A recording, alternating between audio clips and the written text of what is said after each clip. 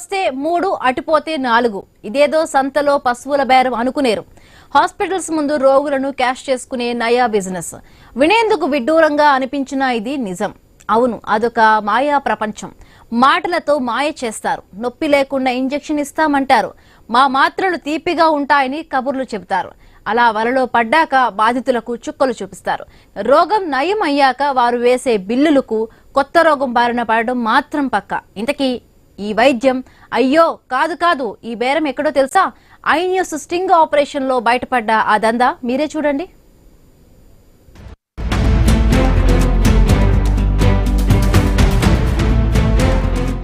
ఇదిగో ఇక్కడ ఆసుపత్రుల ముందు ఏజెంట్ల నిర్వాకం చూడండి. వీరికి ఆసుపత్రి ముందు ఏం పని అనేక మీ డౌట్. అయితే వాళ్ళ మాటలు ఒక్కసారి వినండి.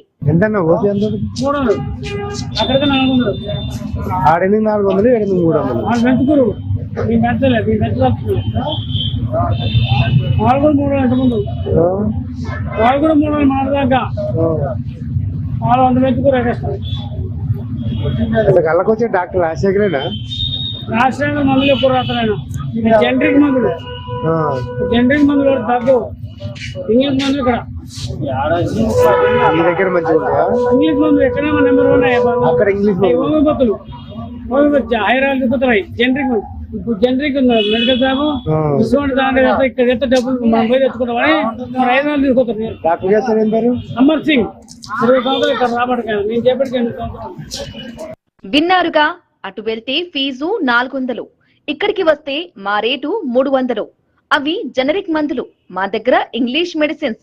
అక్కడ అనుభవం లేని డాక్టర్లు, మా దగ్గర అపార అనుభవం కల వైద్యులు. అయ్య బాబోయ్, ఇదండి సంగతి. డైలీ ఆసుపత్రి ముందు ఈ ఏజెంట్స్ వీధి ఇది. రోజంతా ఆసుపత్రుల ముందు రోగుల కోసం ఇలా ఎదురు చూస్తుంటారు. అంబులెన్స్ లేదంటే ప్రైవేటు వాహనాల్లో రోగులు వస్తే చాలు, వాహనం చుట్టుముడతారు. పోటీలు పడి మరీ ఆసుపత్రుల లోపలికి లాక్కెళుతారు. తీరా లోపలికి వెళ్ళాక ఇక చుక్కలు చూపెడతారు. Medicine, blood test, urine test అంటూ బిల్లు మోత మోగిస్తారు. అయితే ఇది అవుట్ పేషెంట్ కు వేసే బిల్లు మాత్రమే. ఇన్ పేషెంట్ కు వీటితో పాటు room charge, doctor charge separate. ఇలా కాంపిటీషన్ టైంలో ఏజెంట్ల ద్వారా బిజినెస్ రన్ చేస్తున్నారు ఆసుపత్రి నిర్వాహకులు.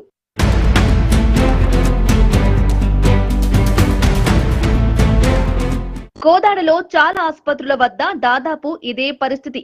రోజుకు ఇలా రోగుల కోసం కాపు కాస్తే వారి టాలెంట్ ను బట్టి 1000 నుంచి 1500 వరకు బ్రోకర్ కు చెల్లిస్తారు నిర్వాహకులు. రోగి బిల్లు తడిసి మోపడైతే గుడ్ విల్ గా మరికొంత అమౌంట్ ఇస్తారు. ఆసుపత్రి నుంచి డిశ్చార్జ్ అయ్యేటప్పుడు రోగుల వద్ద వసూళ్ల సంగతి సరే. ఇక వీళ్ల వ్యవహారం ఇలా ఉంటే కొందరు ఆర్ఎంపీల వ్యవహారం మరీ ఘోరం. వాళ్ళ బాగోతం కూడా ఒక్కసారి మీరే వినండి. ఎవడు మనస్ఫూర్తిగా ఇక్కడ వైద్యం చేస్తాడు, పేదల రక్తం దాకోకుండా పేదల రక్తం ఎవడు చెప్పుడా వెళ్ళొద్దు. నువ్వు డాక్టర్ క్వాలిఫైడ్ డాక్టర్, నువ్వు ఎవరికి న్యాయం చేస్తున్నావు?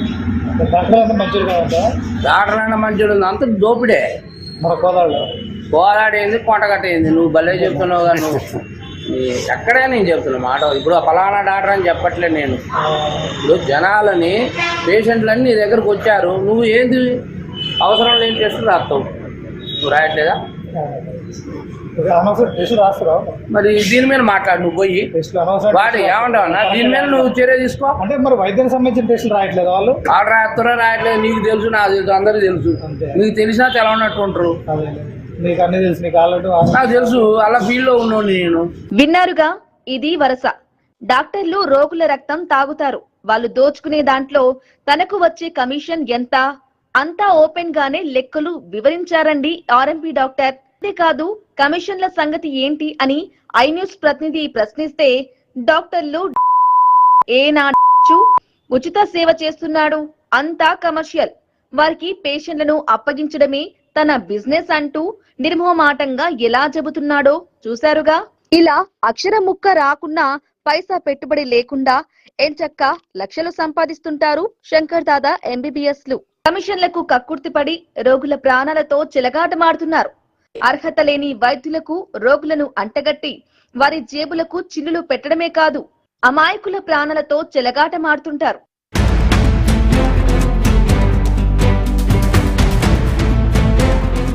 ఇక్కడ ట్రీట్మెంట్ ఇంత కమర్షియల్ కదా, డాక్టర్లకు అనుభవం అర్హత ఉంటుందా అంటే దాని గురించి ఎంత తక్కువ మాట్లాడుకుంటే అంత మంచిది. ఆసుపత్రులలో వసతుల మాట అస్సలు అడక్కండి. చాలా మంది డాక్టర్లకు అర్హత లేకున్నా ఏజెంట్లు ఆర్ఎంపీల టాలెంట్ తోనే బిజినెస్ లాక్కొస్తున్నారు. మరి ఇంత జరుగుతున్నా వైద్య శాఖ అధికారుల చర్యలు ఉంటాయా అంటే అది అసలు లేదు. ఏదైనా ఘటన జరిగినప్పుడు మాత్రం హడావుడి చేస్తారు అంతే.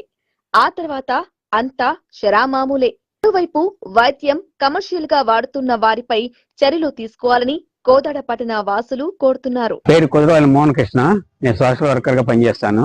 కోదాడ పట్టణంలో వైద్యం వ్యాపారం అయిపోయింది. దాన్ని పట్టించుకునే నాదుడు లేడు. జిల్లా అధికారులు గాని రాష్ట్ర అధికారులు గాని మొక్కుబడి వచ్చి చెక్ చేసినట్టుగా చేస్తారు. వాళ్ళ మీద కేసులు పెట్టాం, వీళ్ళ మీద కేసులు పెట్టాం అని చెప్పేసి షట్టర్ల తాళాలు వేస్తారు. వాళ్ళు వెళ్ళిన మరుక్షణమే తీసేసి వ్యాపారాలు చేసుకున్నా గానీ పట్టించుకునే నాదుడు లేరు. ఈ విధంగా చేస్తూ ఆఖరికి ఎలా అయిపోయిందంటే రోడ్డు మీద వెళ్ళి వాడిని పిలిచేసి నీకేం తక్కువ ఉంది, ఇక్కడ అన్నిటికీ మల్టీ స్పెషాలిటీ హాస్పిటల్ ఉంది, అన్ని డాక్టర్లు ఉన్నారు, ఇక్కడ ఫీజు కూడా తక్కువ ఉంది, అక్కడ 300 ఉంది, ఇక్కడ మేము 200కే తీసుకుంటున్నాము, ఓపీ మీరు రండి అని తీసుకెళ్లి పిలిచి రోడ్డు మీద పిలుస్తున్నారు.